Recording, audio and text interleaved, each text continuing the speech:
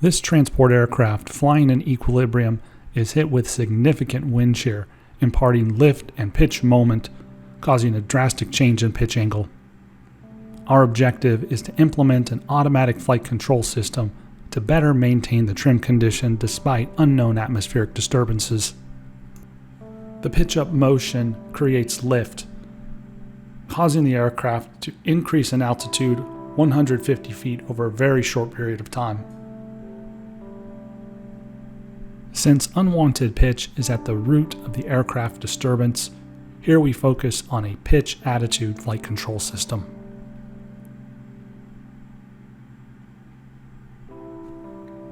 Without flight control, the pilot would have to expend significant energy in regulating aircraft state when subject to atmospheric disturbances. This attention paid to manual disturbance rejection may distract the pilot from other important responsibilities. Therefore, the pitch flight control system can be viewed as a safety measure. An effective pitch control system significantly mitigates the unwanted pitching and altitude change. It is activated through automatic elevator adjustments that can be seen in the animation.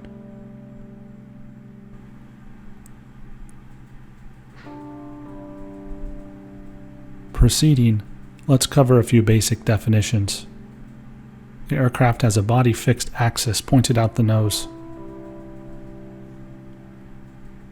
There's a horizon, and the angle of the body fixed axis relative to the horizon is the pitch angle. The elevator angle is negative, deflected down. The aircraft velocity vector and its angle that it makes with the body axis is called the angle of attack. In this analysis, we'll be working with an aircraft flying in a trimmed condition with a forward velocity of 250 feet per second. The pitch angle and angle of attack are approximately 10 degrees, and this requires a downward elevator displacement of 9.2 degrees. Simulations and control design will be executed to mitigate the pitching and altitude disturbances about this trim condition.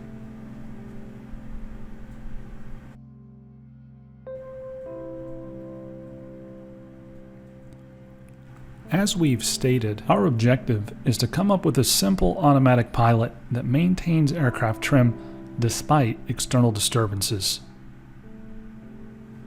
Put another way, we seek to artificially augment the stability of the aircraft.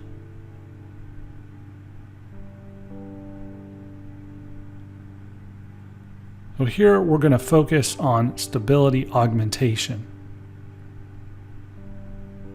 In general, the desired trim condition contains our state command. Then, given the external disturbance, we seek to automatically maintain that commanded state, and we can assess how well we did that with the achieved state. So more specifically, since the pitch angle is obviously linked to the response of the aircraft, we seek to maintain the desired pitch. The pitch command enters the heart of the stability augmentation, the flight control system.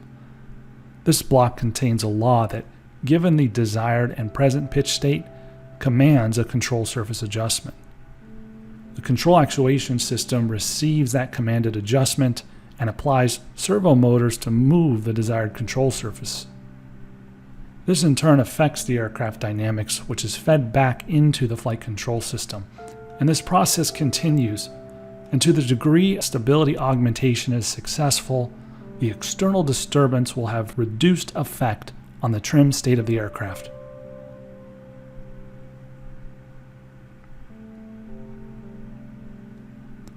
Let's dig deeper on the creation and tuning of this flight control. Let the difference between the measured and commanded pitch angle be the air signal. This signal is multiplied by a gain K to produce an elevator command. The sign of the gain is critically important to control system effectiveness.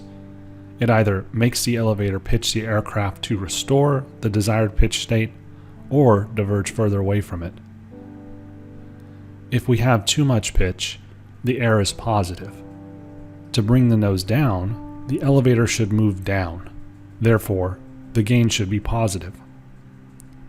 Conversely, if we have too little pitch, the air is negative.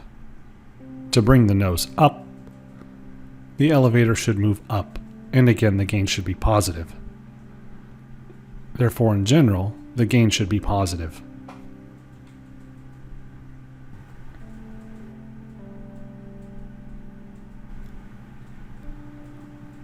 What we've devised is something called a displacement controller, and as a proportional-only feedback system, it's among the simplest of architectures.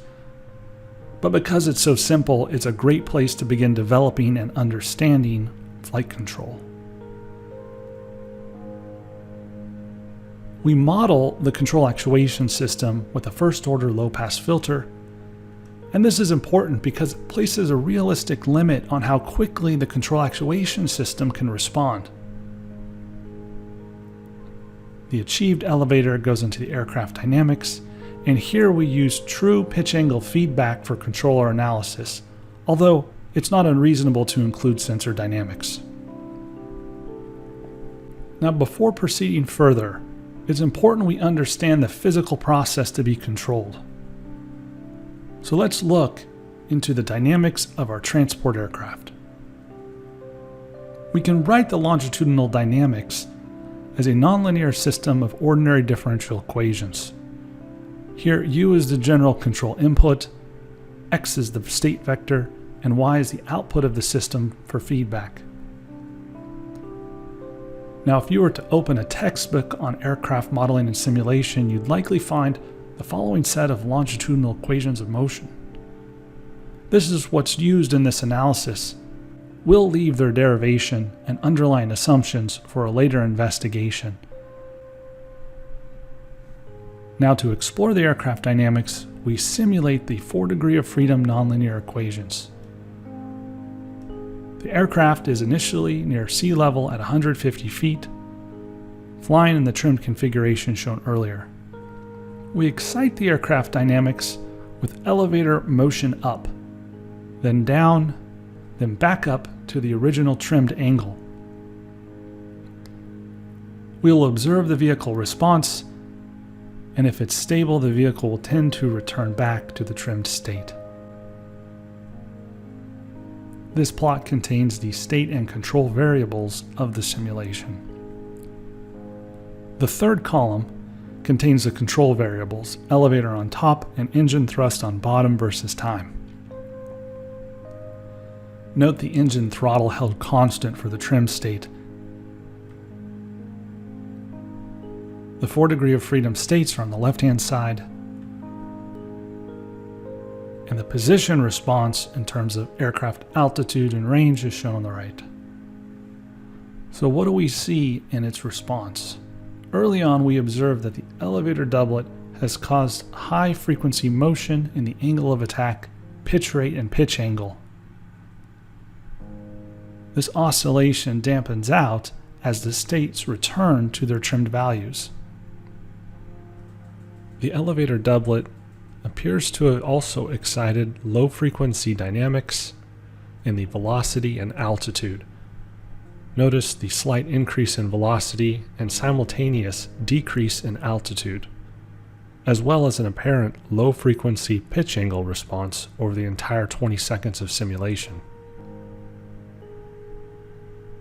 Now, instead of an elevator doublet, let's further explore the dynamics with a thrust doublet and a trimmed constant elevator. The thrust doublet results are shown in blue and overlaid on the previous results for reference.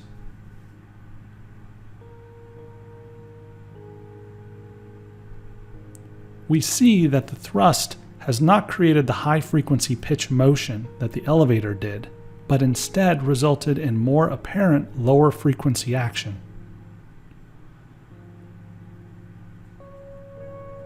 Something that's distinctly noticeable from the thrust doublet is the low frequency exchange between airspeed and altitude. As airspeed is increasing, altitude is decreasing. And if we were to let this simulation go on, you would see the opposite. Well, this is evidence of a fundamental characteristic of aircraft dynamics called the phugoid mode.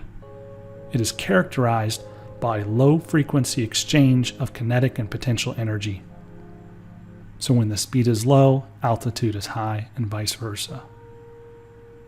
From this vantage, it makes sense that thrust doublet excited the phugoid mode because it's changing the kinetic energy of the vehicle. The elevator excited another characteristic mode of flight known as the short period. Compared to the phugoid mode, the short period literally refers to the shorter period or higher frequency of its dynamics. The short period is characterized by high frequency response in the angle of attack and pitch rate. It can also couple into the pitch angle, but pitch angle is more strongly associated with the phugoid mode than the short period. So when we design and implement longitudinal aircraft control systems, we're usually attempting to artificially change the natural characteristics of flight, that is, change the short period or the phugoid modes for the better.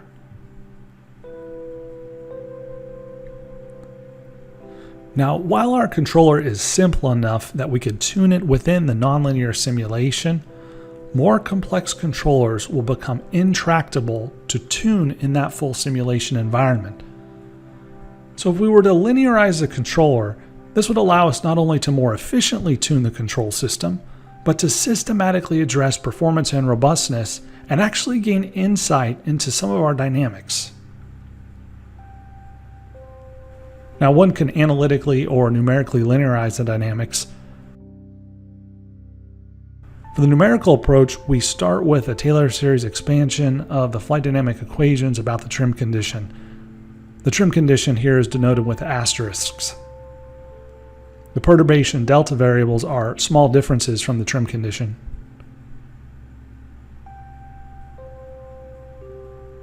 Since we're at trim, we can eliminate the x dot and the trim dynamics on the right-hand side. We can also neglect the higher order terms, leaving just the perturbation dynamics about the trim point. And if we were to numerically evaluate the partial derivative matrices, df of x, df of u, about trim, also known as Jacobian matrices, then we would obtain the state-spaced linearized system about the trim condition.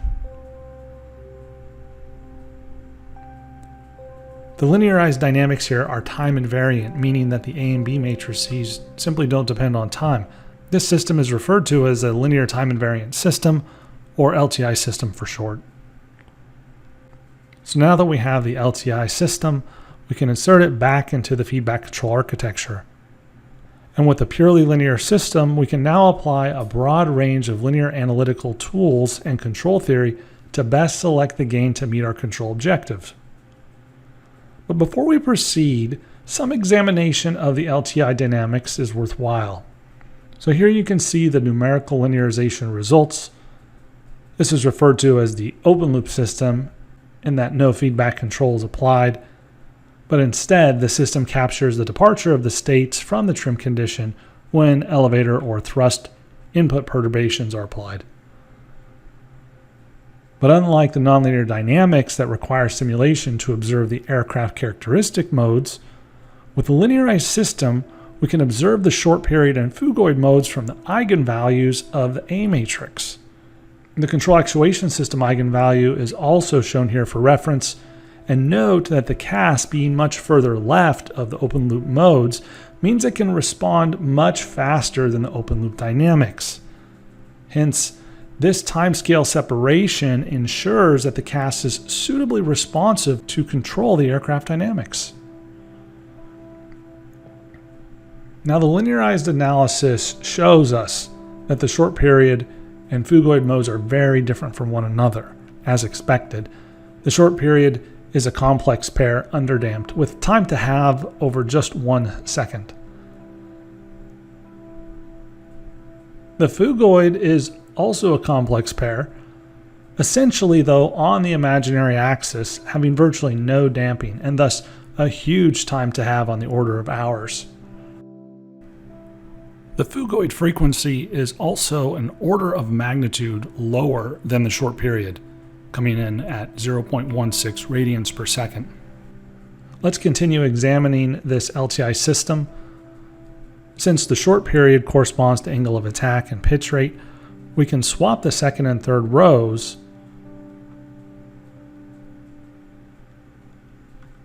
Now the states are ordered by phugoid and short period modes. Then through the B matrix, we can see the direct effect of the elevator on the pitch rate equation. This is the source of the excitation of the short period mode. Also, the short period states directly couple into the phugoid states, that is airspeed and pitch angle. Therefore, we should expect strong coupling between short period and phugoid modes through the elevator action. Now, exciting the system through the throttle channel shows direct effect on both the short period states and the airspeed of the phugoid. But by far, the dominant effect of throttle is on airspeed, which definitely makes intuitive sense. So the throttle excites the airspeed of the phugoid, but notice that it does not directly impact the pitch angle equation. Pitch angle is only excited here through the pitch rate. And we happen to also see that the throttle does affect the pitch rate through the B matrix. So it does indirectly then excite the pitch angle equation. And therefore we can expect that the full phugoid is excited through the throttle. We can also see that the phugoid is negligibly coupled to the short period. Specifically, a unit change in airspeed results in 1 part per thousand change in angle of attack.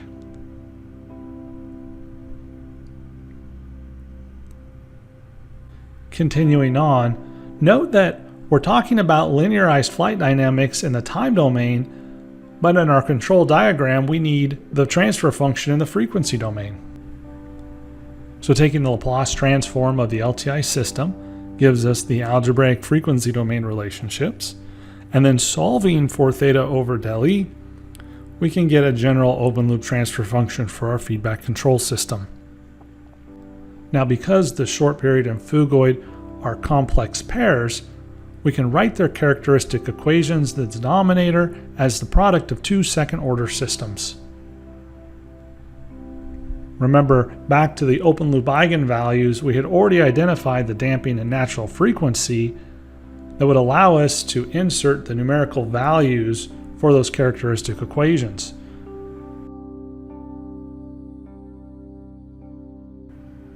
Now, bringing this back into our closed loop system,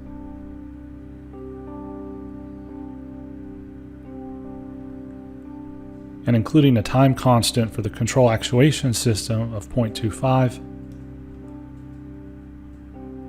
and then grouping the control actuation system with the aircraft dynamics, referring to this combined system as the plant or process, we can ultimately represent the gain as K of S, the plant as P of S, and work our system into the well-known and classical feedback control architecture. And then it's easy to solve for the closed loop transfer function, the transfer function that relates the commanded pitch angle to the achieved pitch angle. Substituting in K and P, we finally get our closed loop transfer function. And at this point, it's very apparent that the gain K in the denominator is clearly affecting the closed loop response. But it's not so clear how the gain affects the response. To better understand that, let's plot the closed loop poles as a function of various K. That is, let's create the root locus for the closed loop system. Now, the closed loop poles were evaluated for gains ranging from 0 to 200. And then for each value of gain, we plot the closed loop poles as a set of white dots on the real imaginary plane.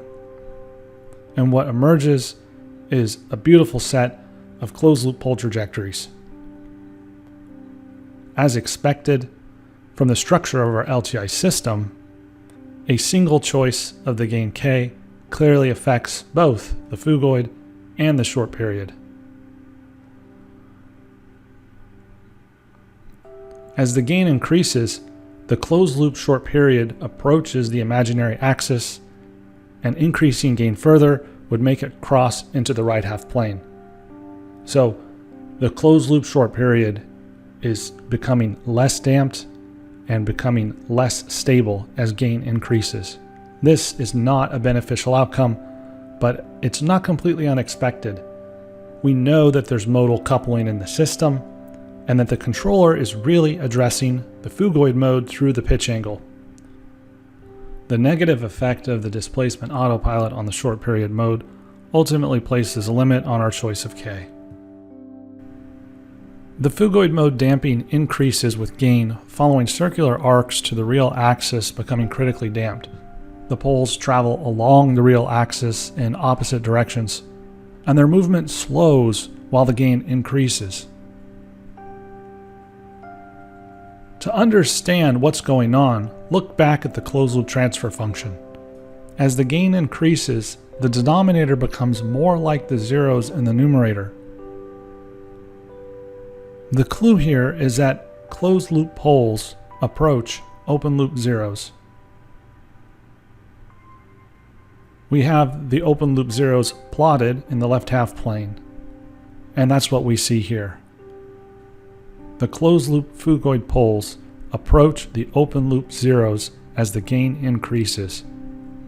The other poles, the short period, the control actuation, are unbounded. Their radius from the origin increases without limit as gain increases. While the root locus gives us tremendous insight into the effect of the controller on the aircraft dynamics, it does not necessarily provide enough justification to select a value of the gain. For example, the root locus shows us nothing about how much elevator angle is used. Also, there are robustness questions where lag in the control actuation system or model uncertainties in the plant could lead to degraded performance or instability. These questions on control actuation limits and robustness can be answered with further analysis.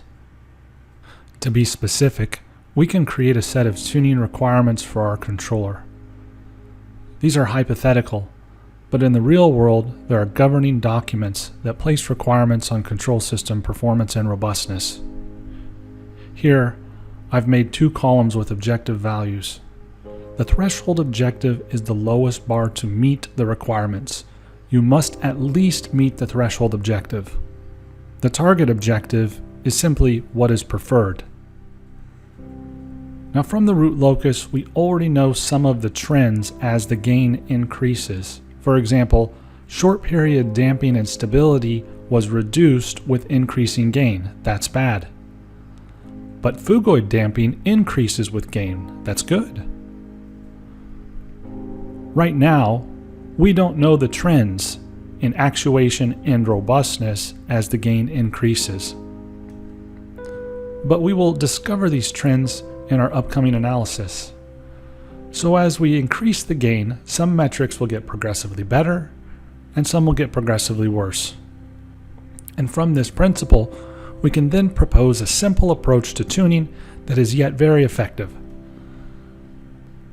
So after loading the data to conduct the analysis in the first place, we select a range of gains, and then for each value of the gain in increasing order, we simply evaluate the time and frequency domain metrics in a for loop.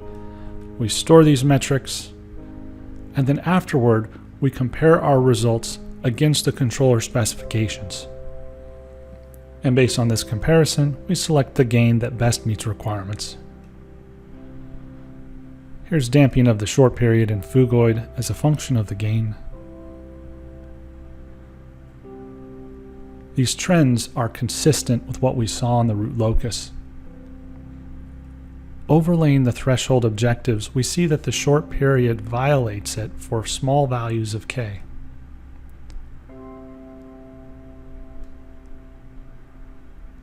So So taking a closer look, we can identify the gain where the threshold objective is violated. Immediately, we can now upper bound the permissible gain as approximately 14 based on the damping. Similarly, the threshold damping requirement on the phugoid places a lower bound of approximately 3. To assess maximum elevator angle, for each gain, the closed-loop system was provided a pitch angle step command input. The magnitude of the step command input was representative of the pitch motion that was created by the external disturbance. So for each gain value, the simulation is performed and the maximum elevator angle at any instant throughout the simulation was stored. The elevator requirement places an upper bound of approximately 17 on the gain value. So the elevator is not a limiting factor in our tuning because the damping requirement is more restrictive. And it just so happens to put us on the target objective for the elevator displacement.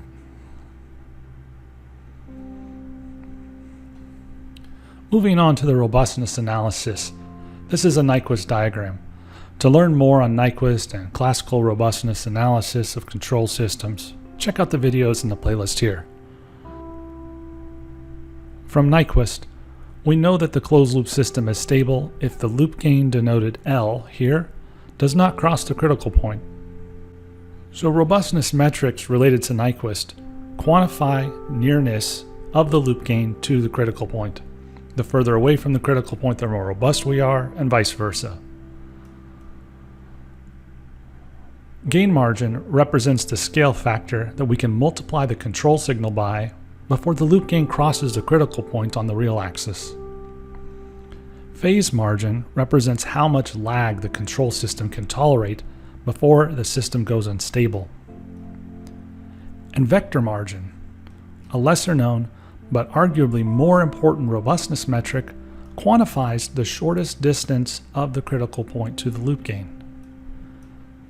Vector margin is important because technically gain and phase margin could be good, but a bulge in the loop gain near the critical point could exist.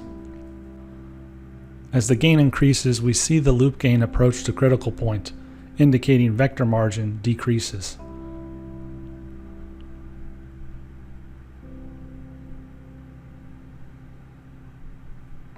We can also see loss of phase margin as the gain increases.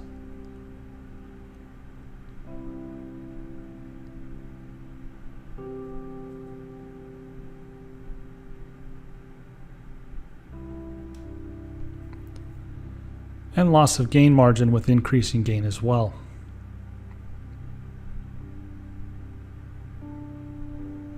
So clearly, as gain increases, or more performance is demanded from the controller, the robustness simultaneously decreases. This is called the performance robustness trade-off, and it's a fundamental feature of control tuning.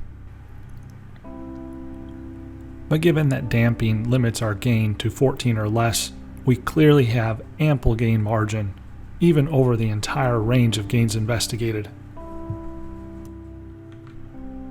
Also, clearly, far away from the phase margin threshold for gains of 14 or less, and far from the vector margin threshold for gains of 14 or less as well.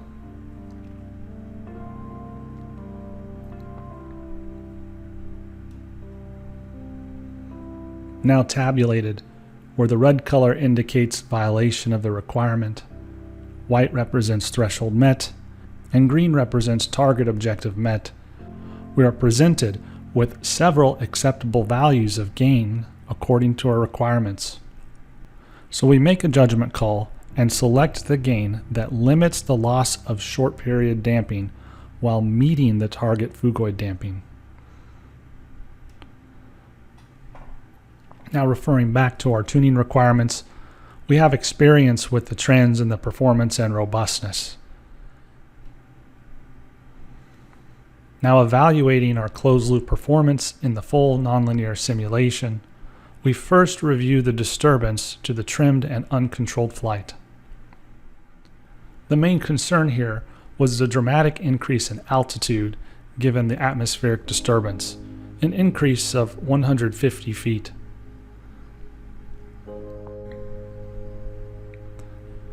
Recall, our objective was to maintain the trim state despite the external disturbance.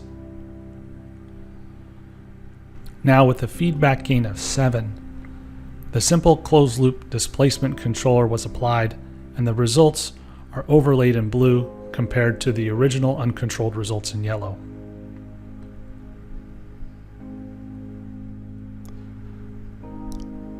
The displacement controller is very effective at limiting the excursion on the pitch angle and altitude.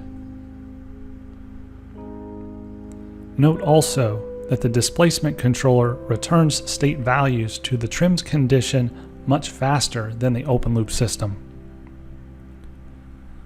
The oscillation in the pitch rate, angle of attack, and pitch angle is due to the short period mode and the unavoidable consequence of modal coupling that we now understand exists in our flight dynamics. Nevertheless, the simple displacement controller clearly augments the phugoid mode to maintain the trim flight despite the wind shear disturbance. This fact is most apparent when we visualize the altitude and pitch dynamics of the aircraft.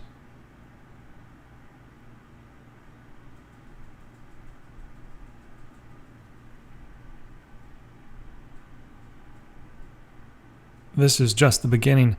In future lessons, we will build upon this, extend to lateral directional dynamics, and investigate more complex control architectures. This is Flight Control Fundamentals, Section 1.2.